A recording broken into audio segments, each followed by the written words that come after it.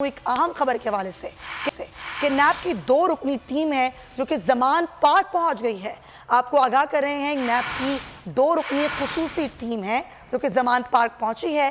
नैब की team PTI funding case में notice वसूल करवाने के लिए पहुंची है। ताहाल नैब की टीम को इमरान खान के घर तक रसाई नहीं मिल सकी है। इमरान खान की सिक्योरिटी के पेश नज़र टीम को सिक्योरिटी ने रोक लिया है। आपको आगाह करें कि नैब की 2 रुकनी ये खुसूसी टीम है जो कि अब ज़मान पार्क पहुंच गई है।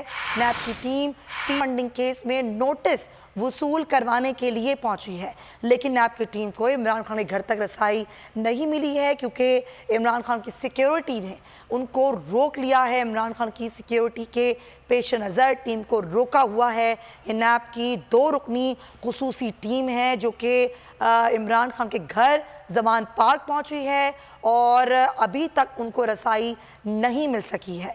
इमरान खान की सिक्योरिटी के पेश नज़र जो टीम है उसको सिक्योरिटी ने रोका हुआ है। नैब की 2 रुकनी खुसूसी टीम जो कि ज़मान पार्क पहुंच चुकी है और इसको नोटिस वसूल करवाना है, लेकिन अभी तक जो टीम है उसको इमरान खान के घर तक रसाई नहीं मिल सकी है। नुमाइंदे खुसूसी इखलाक बाजवा हमारे साथ हैं, उनसे बात करते हैं। जी इखलाक।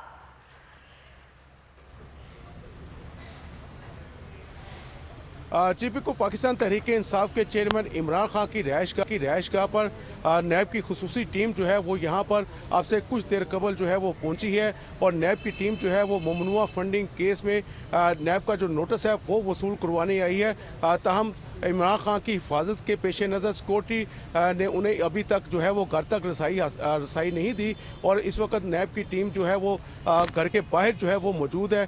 नैब टीम की क़यादत जो है वो शफीक गुजर नामी सब इंस्पेक्टर है वो कर रहे हैं, जबकि अभी तक उनको घर के अंदर जाने की रसाई नहीं दी गई और वो बाहर ही मौजूद हैं।